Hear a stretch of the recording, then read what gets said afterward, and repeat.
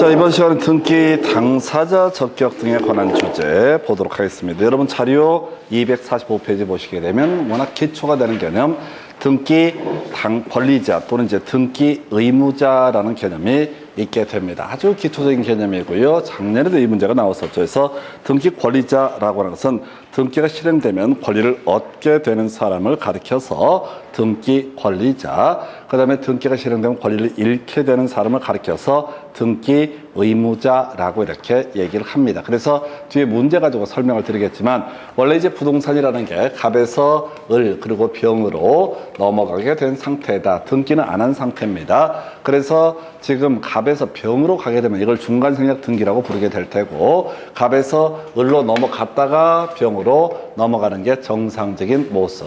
근데 을은 팔아버렸기 때문에 굳이 갑한테 등기를 넘겨달라 말라 얘기를 하지 않습니다. 그래서 병이 일단 을한테 등기를 넘겨받기 위해서 을 명의로 등기가 넘어가야 된다. 그래서 을을 대위해서 병이 등기 신청을 하게 되면은 이때 등기 권리자라고 하는 것은 누가 되고 을이 되게 될 것이고, 형식적으로 누가 을이 소유권을 취득하게 되니까 이때 등기 의무자라고 하는 사람은 누가 된다? 갑이 등기 의무자다. 저당권 설정 등기를 하게 되면 저당권자가 등기 권리자, 저당권의 말소 등기를 하면 저당권 설정자가 어떻다? 등기 권리자가 되게 된다. 해서 말소 등기하면 권리가 등기를 지워버리니까 이 사람의 유리한 효과가 발생하죠. 그래서 하여튼 등기 권리자, 등기 의무자 얘기는 나중에 등기 신청할 때 공동 신청의 이제 이유가 되게 된다. 이렇게 봐야 될 테고요. 등기 당사자 적격 다 인정됩니다. 안 되는 거, 되는 거, 특이한 거 알아야 되죠. 바로 총유라는 개념하고요, 합유라는 개념을 기억을 해야 되죠. 그래서 민법상 조합이라고 하는 것은 어떻다? 등기 당사자 적격이 없다라고 하는 거. 그래서 민법상 조합 이름으로는 등기 권리자도 의무자도 또는 저당권에서 세무자도 절대 될 수가 없다. 절대 등기부에 이름을 올려서는 안 되는 게 민법상 조합이라는 개념. 민법상 조합에 있어서는 합유라는 형식으로 등기를 하게 된다. 합유라고 하는 것은 지분이 표시되지 않는 공동 소유를 가리켜서 합유라고 정의를 하게 되지요. 그리고 나서 법인 아닌 사단이라고 하는 거, 법인 아닌 사단은 등기 당사자 적격이 있다. 해서 법인 아닌 사단 관련한 쟁점을 정리하면 그 밑에 등기 신청할 때 법인 아닌 사단, 종중 등은 안 되죠. 그래서 종중 등에 있어서는 대표자나 관리인이 어떻다? 등기 신청을 하게 된다. 그리고 이제 같이 묶어서 공부해야 되는 게 첨부정보 관련해서 여러분 교재 247페이지 가서 쟁점 하나 제일 하단부에 나와 있죠. 법인 아닌 사단 관련해서 특례라고 해서 법인 아닌 사단이 등기 권리자가 되게 되는 경우 이때 정대대라고 하는 것을 어떻다? 첨부 정보로 제공을 해야 된다. 출제 포인트, 법인 아닌 사단이 등기 의무자가 되게 되는 경우 이때는 정대대 외 포인트 뭐라고요? 결이라고 해서 사원총회 결의, 종중총회 결의가 있었음을 증명하는 정보를 첨부 정보로 제공을 해야 된다. 해서 종중에서 선산 팔아먹기로 결의했다는 것을 증명해야만이 뭘 할 수 있다? 바로 소유권 이전에게 선산을 팔아먹을 수가 있다. 마지막 주제가 법인 아닌 사단이라고 하는 것은 전자 신청을 할 수 없다 해서 여러분 교재 248페이지 가서 보면 전자 신청에 있어서 쟁점, 법인 아닌 사단은 전자 신청을 할 수가 없다라고 하는 거 이렇게 정리합니다. 그럼 정리하면 법인 아닌 사단, 전주, 이시, 충무공파 이런 것은 등기부상 명의인이 될 수 있다. 근데 실제 등기 신청할 때는 관리인이나 대표자가 등기 신청을 하게 된다라고 이렇게 봐야 될 것이고요. 그리고 나서 법인 아닌 사단이 등기 권리자 산을 산다라고 했을 때는 어떻다? 정대대라는 것을 첨부해야 되고, 그 다음에 법인 아닌 사단이 선산을 팔아먹을 때는 정대대 외 결이라는 것도 첨부 정보로 제공을 해야 된다. 이렇게 그림을 잡게 되죠. 마지막 전자 신청이라고 하는 것은 법인 아닌 사단은 인정되지 않는다. 이 주제와 같이 연계가 되는 것이 바로 부동산 거래 전자 계약이라고 하는 개념이 있게 있게 됩니다. 공인중개사법에서 다뤄지는 주제인데요. 여러분 교재 기준으로 자 공인중개사법에서 부동산 거래 신고 등에 관한 법률 제일 마지막 교재 페이지로는 140 몇 페이지냐면은 자 140 자 3페이지 가서 보도록 합니다. 해서 부동산 거래 전자계약 복덕방에서 매도인, 매수인이 복덕방을 방문하지 않고서 뭘 할 수 있다? 이 계약서를 작성을 할 수가 있다. 이걸 우리가 부동산 거래 전자계약이라고 부르게 됩니다. 물론 작년 시험 문제 출제 포인트는 그 밑에 나왔던 부동산 거래 신고의 의제라든가 확정 일자의 의제, 그 다음에 거래계약서, 확인설문서 보존하지 않아도 된다. 이런 것들이 출제 이슈가 됐었는데 남아있는 쟁점 하나 있죠. 법인 아닌 사단은 부동산 전자계약의 주체가 될 수가 없다라고 하는 거, 요게 논의의 포인트가 되게 됩니다.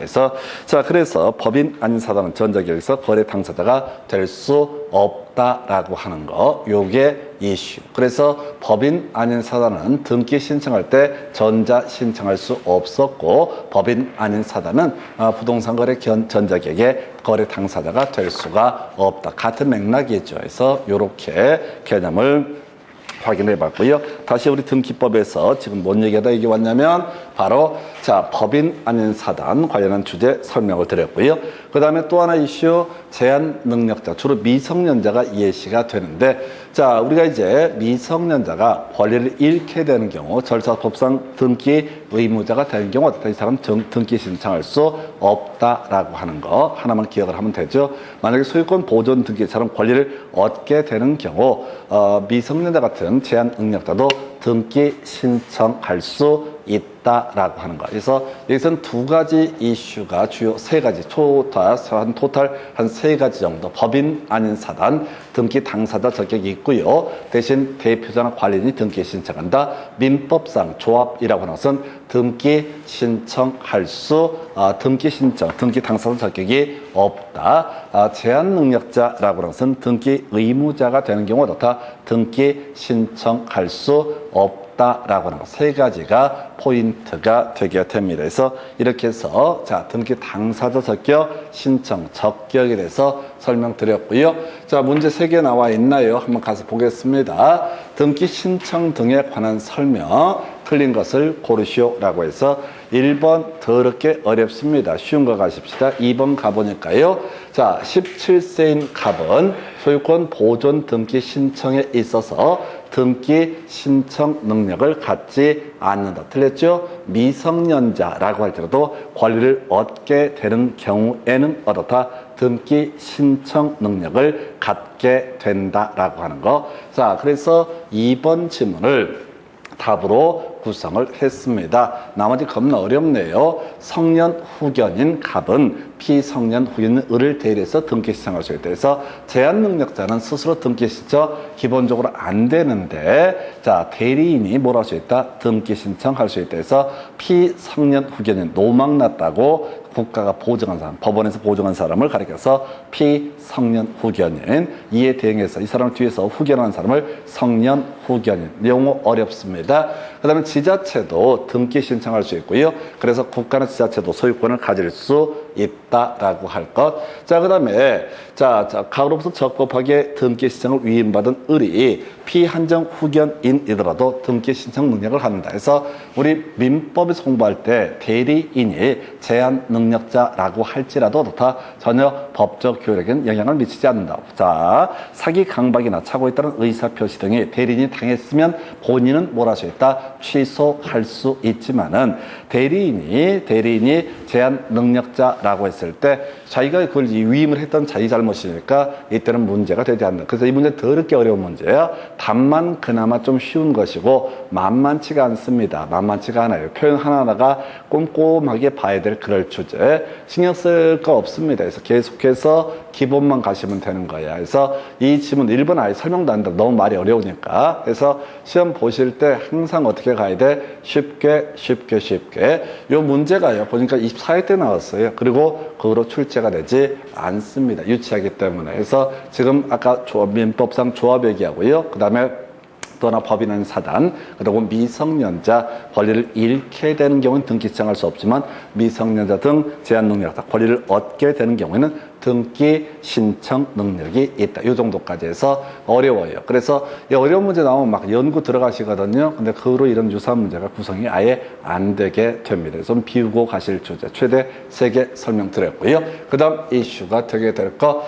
자, 이렇게 되어 있나요? 등기 권리자와 등기 의무자에 관한 설명 틀린 것 해서 자, 이 문제가 등기 권리자 의무자 30회 때 구성이 됐고요. 등기 권리자 우리가 절차법을 중심으로 봅니다. 등기법상 등기 권리자, 등기가 실행되면 다 권리를 얻게 되는 사람. 등기 의무자는 뭐야?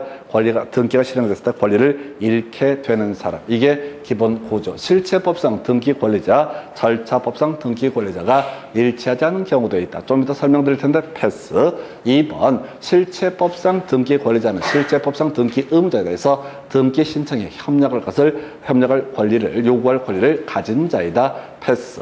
절차법상 등기 의무자에 해당하는지 여부는 등기 기록상 형식적으로 판단을 해야 되고 실체법상 권리 의무에 대해서는 고려해서는 안 된다. 그래서 등기부를 통해서 권리를 얻게 되면 그 사람이 뭐가 된다? 절차법상 등기 권리자. 등기가 실행됐을 때 권리를 잃게 되는 사람을 뭐라고 한다? 절차법상 등기 의무자. 그러니까 애초에 이 문제 자체는요, 무조건 절차법만 가지고 따져야 돼. 왜 실체법은 민법 얘기거든. 좀 이따 설명을 드리긴 할 텐데 별 의미는 없어요. 자, 그 다음에 이제 갑이 자신의 부동산에 설정해준 을명의 저당권 설정 등기를 말소할 때 지금 말소 등기를 할 때 등기 권리자는 누가 됩니까? 갑이 뭐가 된다? 등기 권리자에 해당이 된다. 맞죠? 다시 갑 소유 X 부동산에 대해서 을이라는 사람이 저당권 설정 계약과 저당권 설정 등기를 통해서 저당권을 취득을 하게 됩니다. 그러면 저당권 설정 등기라면 누가 이익을 얻어? 을이 이익을 얻으니까 등기 권리자. 갑이 손해를 보니까 등기 의무자. 근데 이 저당권 설정 등기에 대해서 말소 등기를 하게 되면 자, 이 말소 등기의 경매청권 사라져버리거든요. 누가 권리를 얻는다? 갑이 권리를 상대적으로 얻게 될 것이고 을이 권리를 잃게 되니까 이런 말소 등기에 있어서는 누가? 갑이 등기 권리자가 되게 된다. 여기서부터 기억하시면 되는 거야.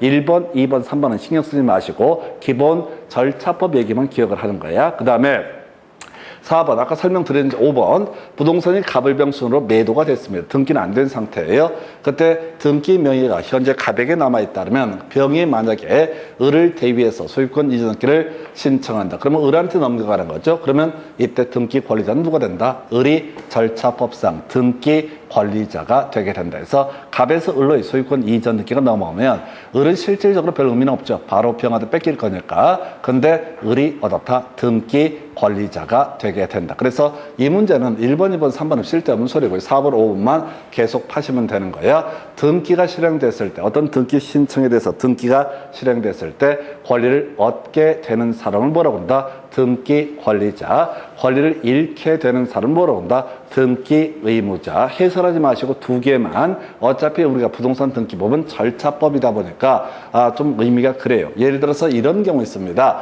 지금 갑과 을 사이에 X 부동산에 관한 매매 계약이 체결이 되게 된다. 그래서 자, 을이 등기를 안 가져가는 경우가 있다. 그래서 이 사람이 매도인 갑이라는 사람이 소유권 이전 등기 절차에 협력하라라는 소송을 제기했습니다. 그래서 갑이 승소했습니다. 그래서 갑이 을한테 등기를 넘겨주게 된다라고 하면 실체법상 등기 권리자는 을이 되게 될 테고 등기 넘겨받으니까 절차법에서 강제로 보내고자 하는 사람은 누가 돼? 갑이 되니까 지 원대로 됐으니까 등기 권리자는 절차법상 다시 자, 절차법상 등기 권리자는 을이 되는 것이고요. 을이 결국은 권리를 취득하게 되는 거니까 실체법상 등기 권리자는 누가 된다? 갑이 되게 된다. 자기가 원해서 소송까지 제기한 사람이니까 이런 얘기를 지금 이제 실체법, 절차법 얘기를 하는데 1번, 2번, 3번은 따지지 마시고 우리는 그저 절차법상 등기 권리자, 의무자라는 개념만 잡아내시면 되는 겁니다. 그래서 이 문제가 상당히 민법이랑 약간 섞어서 구성했던 그런 사례가 될 테고 이제 4번, 4번, 5번 정도의 개념만 기억을 해 주시면 됩니다. 그 다음 문제 가서 확인을 하도록 하겠습니다. 자, 등기 당사자 능력 등에 관한 설명, 옳은 것을 고르시오에서 자, 태아로 있는 동안에는 태아는 권리 능력의 주체가 될 수 없습니다. 엄마 뱃속에 있는 아이는 어떤 권리도 될 수 없다 해서 1번 틀렸고요. 2번 집은 자, 이게 중요한 쟁점이지 민법상 조합은 자신의 명의로 등기 신청한다. 조합은 이름이 없어요 해서 합의 형태로 등기를 하는 건 별개의 문제로 민법상 조합은 등기 명의 절대로 될 수가 없다. 그래서 답이 2번을 자, 2번 틀렸구나. 2번 틀리게 구성. 이거 쟁점 됩니다. 민법상 조합이 중요 쟁점. 3번 지자체 같은 공법인 자신의 명의로 등기 신청할 수 있습니다. 그래서 지자체 명의로 등기가 되면 그걸 공유지라고 부르게 됩니다. 국가 명의로 등기를 하면 국유지라고 부르게 될 거고요.